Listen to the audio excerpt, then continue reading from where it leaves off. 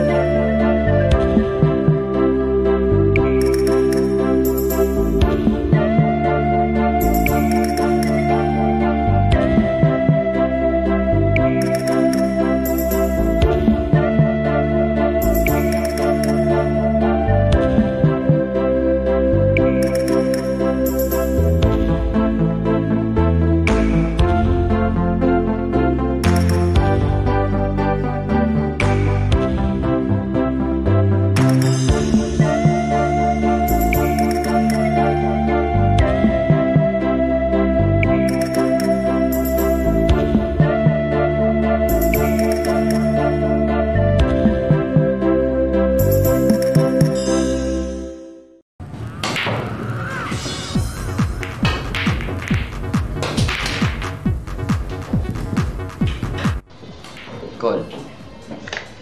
6, pwedeng straight. Alas, kicker. 8, wala. King, pares. 3, pares. Tayo ng hari. 100. Para na ito.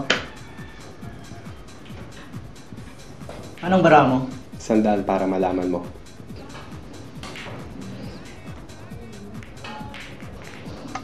Sinisindak mo lang ako eh. Sige, call ako sa 100 mo. Dagdagan ko pa na 1,000.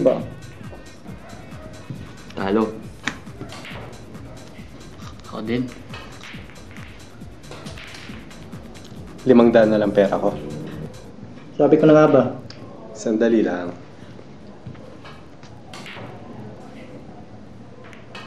Malaki pa ito sa pusta.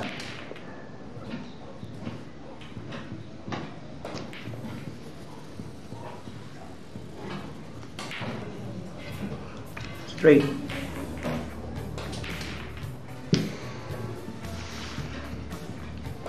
Sorry na lang, Oscar. Tubusin mo na lang kapag may pera ka na.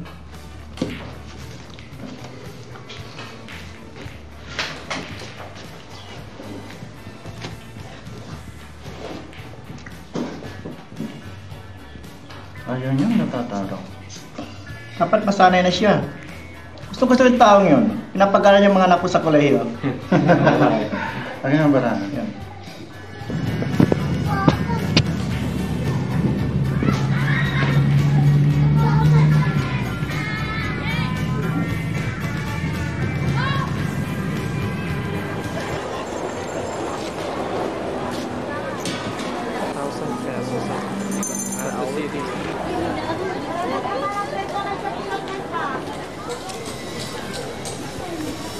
How much is this?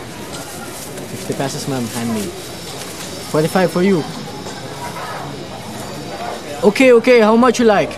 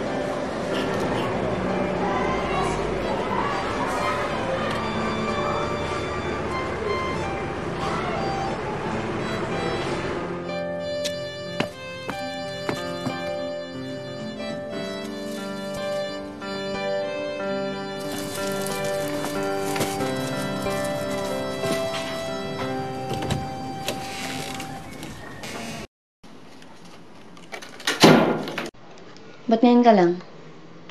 Gutom ka na ba? Oo eh. Si Nina?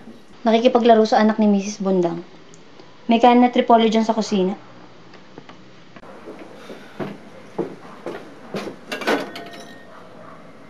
Walang karne?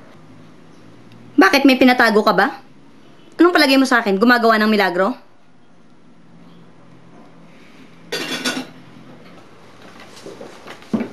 Ito, may konting pera. Pwede ko nang bumili ng gatas niya si Nina.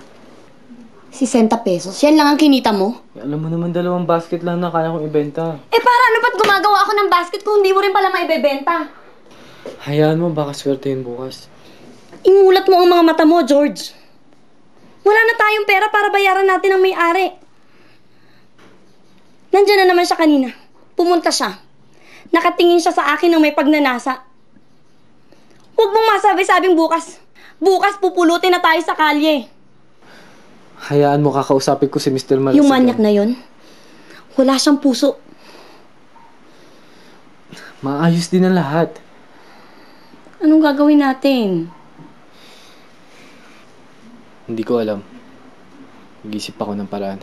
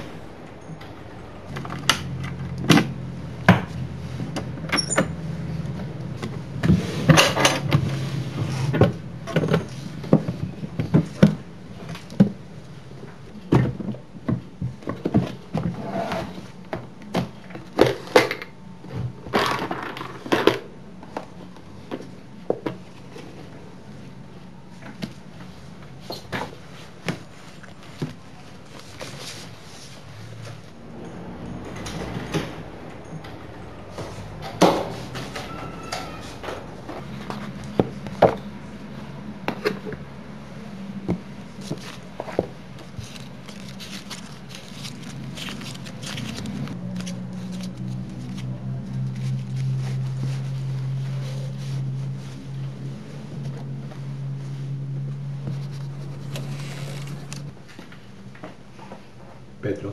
Oscar, anong ginagawa mo dito? Nagpunta ako dito, may tatapusin lang. Huwag ka nang magsinungaling sa akin. Kala mo siraulo ako na kaya mong lokohin. Pagkatapos ng 6 na taon, pagkatapos ng lahat ng ginawa ko sa'yo. Hindi kita niloloko. Labas mo lahat ang nasa bulsa mo. Lagay mo dito sa lamesa. Ano ba iniisip mo? Nagpunta ako dito para tapusin yung trabaho ko. Sinabi ng boss mo ilabas mo lahat ang laman ng bulsa mo.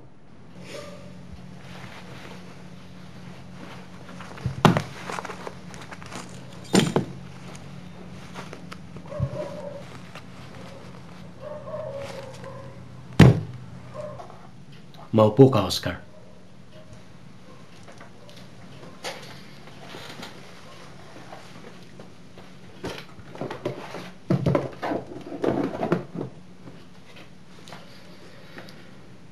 Ito si Jose. Inupahan ko siya para sundan ka. Alam namin ang iyong pinaggagawa. Ang paglalasing mo, pagnanakaw mo, pagpapalit mo ng ledger, pagkatalo mo sa sugal, magnanakaw ka. Wag, Pedro. Wag. Huwag mo tawagan yung police. Ibabalik ko yung pera kaso lagi naman ako natatalo eh. Hahanap ako ng paraan para maibalik ko at may soli ko lahat sa'yo. Pero huwag mo pakulong. Maawa ka, Pedro. Nagbago ka na, Oscar. Marahil di mo napapansin, pero nakikita ko. Nagsimula yan nung namatay ang iyong asawa. Alam ko mahirap, pero dapat humingi ka ng tulong. Dapat nagtiwala ka sa akin. Hindi dahilan ng iyong kalungkutan. Tama ka, Pedro. Sana maalala mo pa ang pinagsamahan natin. Para maintindihan mo naman ang sitwasyon ko. Ibalik mo sa akin ang mga susi ng gusali na ito.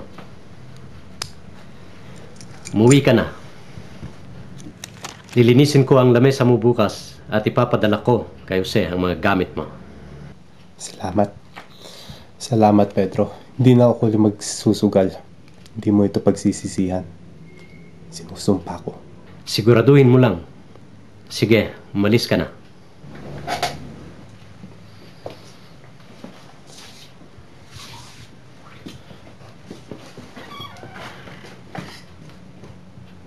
Dapat lang sa kanya ang makulong. Alam ko, ngunit yan ang nagagawa ng awa.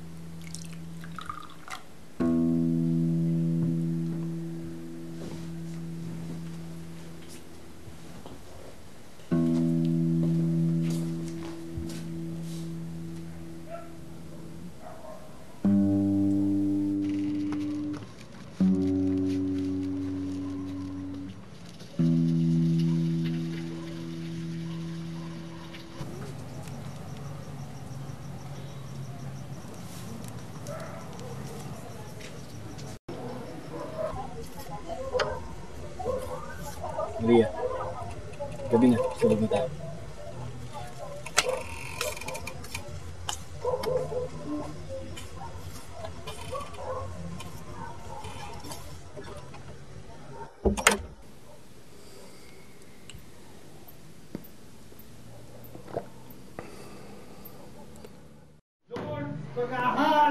Ano yun? George. Kising mo. Yung may-ari. Huwag mong buksan. Buksan niyo ang pinto! Mga squatter kayo! Magbayad kayo ng upa! Kailangan buksan. Nabubulaw ang mga kapitbahay. Dito lang kay Nina. Buksan mo ang pinto! Buksan mo ito! Huy! Yung ginagawa mo, ka nabubulaw sa 10 oras ng gabi. Gusto ko yung upa ko. Wala akong may bibigay sa'yo ngayon. Meron. Lasing ka. Muwi ka na at bukas na tayo mag-usap. Sinungaling! Lumabas ka dyan kung ayaw mo susunugin kita! Let's do this time.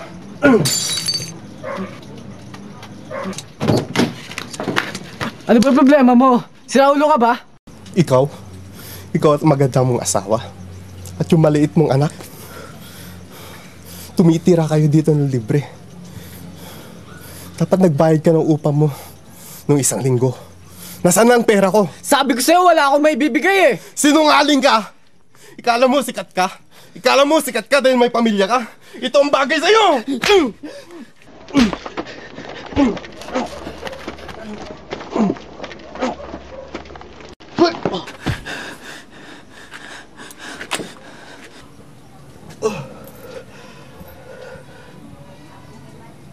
Tugo! Tinamahan mo ko! Ayos ka lang. Umalis ka rito! Ayos lang ako. Para tumawag ng pulis. Gusto mo ng libreng tirahan? Doon ka! Sa kulungan!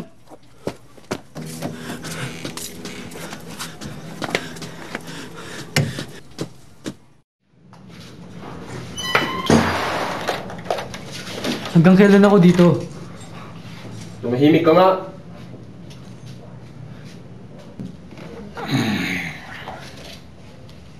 Hoy, diyan ka na lang sa taas ha. Sama ang likod ko eh. Ako nga pala si Rodolfo. George Pagan. Ba't ka dinalampot? Assault daw. Yung may-ari ng tinitirahan namin, yung marasiga na yun, sabi niya sinaktan ko daw siya. Pero wala naman ako kasalanan eh. Siya, upo nga tayo. Huwag mo siyang pansinin. Ang kwenta yan. Dati ka na ba dito? Oo. Iba-ibang dahilan. Pamumutol daw ng puno. Pagbili ng mga ninakaw na ari-arihan. Ngayon naman, sabi nila, nagnakaw daw ako ng baboy. Di naman nila ako madidiin eh. Walang ebidensya. Galala ka masyado ah. Yung asawa at anak ko, hindi ko alam kung ano mangyayari sa kanila ngayon. Maintindihan ko, George. Dito ka lang sa tabi ko. Matutulungan kita. Oh, bukas pala. Darating ang pastor. Di naman ako religyoso eh. Pero kahit papaano, nakakalabas tayo dito. Dumikit ka lang sa akin. Di ka maano. Salamat, Rodolfo ah. Ala yun.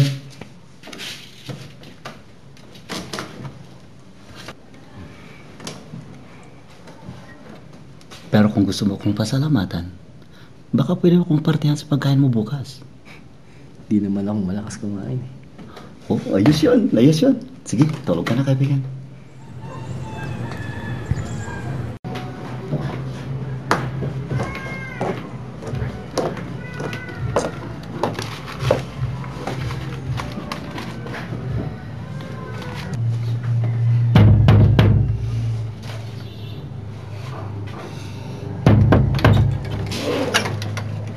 Oh, anong ginagawa mo dito? Pasensya na kayo sa nangyari kagabi. Huli ng lahat. Tignan mo tong sugat ko. Opo, kasalanan na nga ng asawa ko, pero nagdusa naman na siya ng grabe. Kaya niya naman pagtakpan yung ginawa ng asawa ko tulad ng pagtakip niyo sa sugat niyo. At malamang malaman ng lahat kung gaano kayo kabait. Oo, pwede ako maging mabait. Pero ba't ako magiging mabait sa asawa mo? Ito, may dala akong pera. Hindi naman yan lahat ng utang namin, pero yan lang ang meron kami sa ngayon. Kung iurong niyo ang kaso, makakahanap kami ng paraan para mabayaran namin kayo. Dito sapat. Pero pwede naman natin pag-usapan, di ba? Tuloy ka.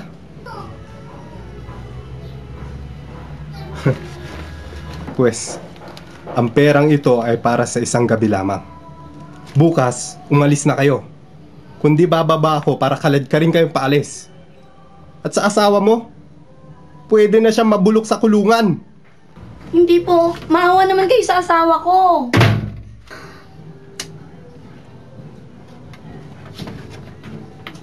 Sinasabi ng banal na kasulatan, may dalawang magnanakaw na napako at kasama ni Kristo. Isa sa kanyang kanan at isa sa kanyang kaliwa. Itong dalawang magnanakaw na ito ay wala silang pinagkaiba. Ang dalawang kriminal na ito ay walang pinagkaiba. Pareho sila. Ngunit ang isa ay naniwala at ang isa ay hindi naniwala. Alam mo, Hindi importante tama yung unang kung kriminal. ano ang nagawa niyong Gusto mo maniwala ko sa Diyos? Hindi rin importante Pagkita mo na siya ng himala. kung wala kayong kasalanan. Lahat ng tao ay nagkasala. At ang buong sanlibutan ay nahiwalay sa Diyos dahil sa kasalanan. At ang resulta ng kasalanan ay kamatayan. Ngunit ang Diyos ay gumawa na ng paraan upang tayo maligtas. Hindi importante kung kayo nagkasala o hindi. Ang importante ay maniwala tayo kay Kristo na siya ay namatay para sa atin. Ano pa ang hinihintay natin? Bakit ayaw natin tanggapin ang kanyang kaligtasan?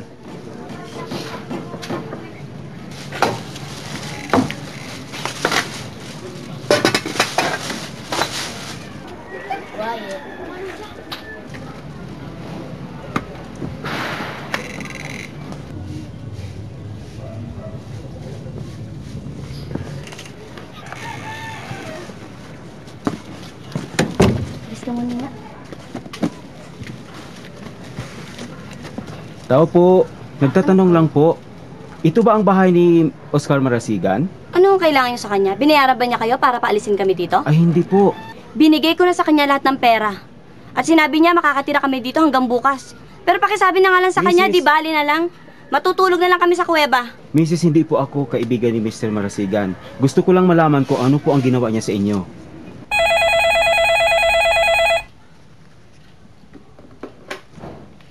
Hello? Oh. Aha. Ano?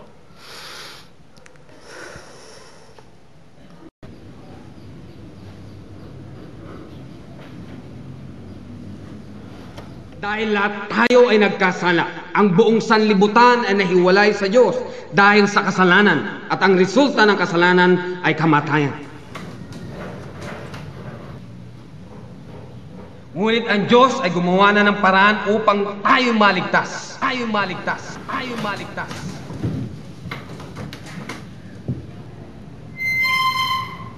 Binayaran ni Jesus ang ating pagkakautang. Ano ang pumipigil sa inyo upang tanggapin ang regalo niyang kaligtasan? Panginoon, tulungan niyo po ako. Patawarin niyo sa mga nagawa kong kasalanan. Iligtas niyo po ako, Panginoon.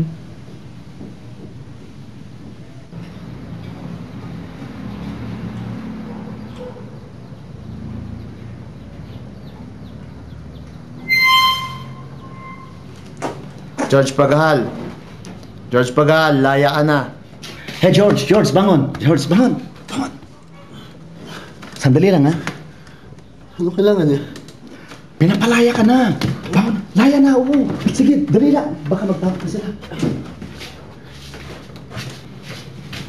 Totoo, Rodolfo. Kinalaya ako ni Jesus. Oo na. Sige. Muwi ka na sa asawa mo, kaibigan. Mas kailangan kanila kaysa sa akin. Hoy George! Sa susunod na manalangin ka, sabihin mo sa Diyos, muntik na niya akong nakumbinse.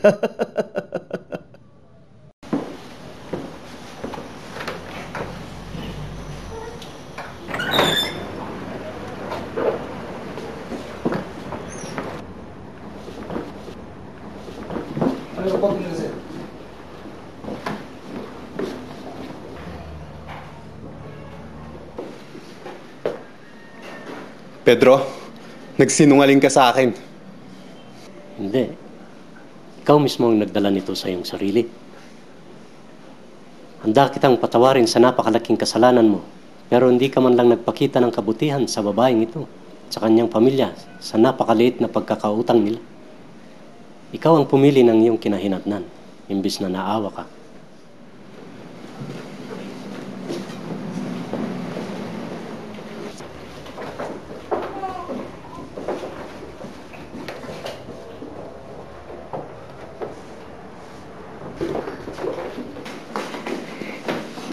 Mahal kita. Alam ko. Purihin ng Diyos, marami akong sasabihin sa'yo. Ano nangyari? Pinyansaan na kita. Huwag kang mag-alala. Niurong na ni Oscar ang demanda. Meron siyang ibang plano. Sweetheart, ito si Mr. De La Cruz at ito naman si Mr. Arnaiz. Sila ang tumulong sa atin. Sinabi ni Mr. De La Cruz na mabibigyan niya tayo ng matitirahan at trabaho na rin para sa'yo. Hindi gaanong kataas ang sahod na trabaho, pero matutulungan kang makabangon muli. Hindi ko po alam ang sasabihin ko. Di mo pasalamat ka. Salamat po. Salamat sa inyong dalawa at salamat sa Diyos. Huwag! Huwag kang gumalaw!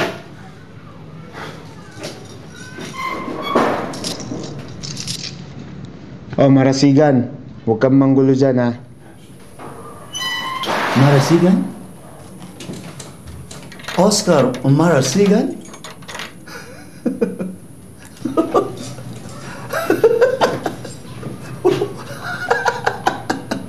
Ano nakakatawa?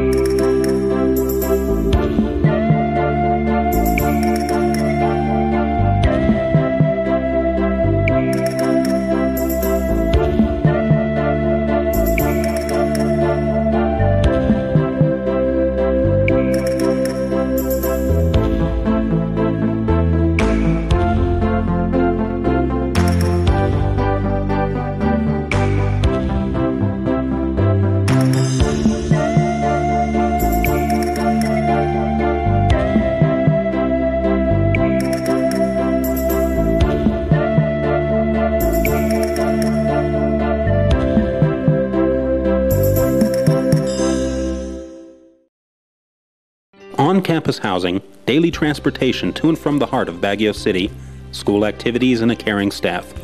Just some of the benefits of an education at Baguio Benguet Christian Colleges, setting hearts on things above.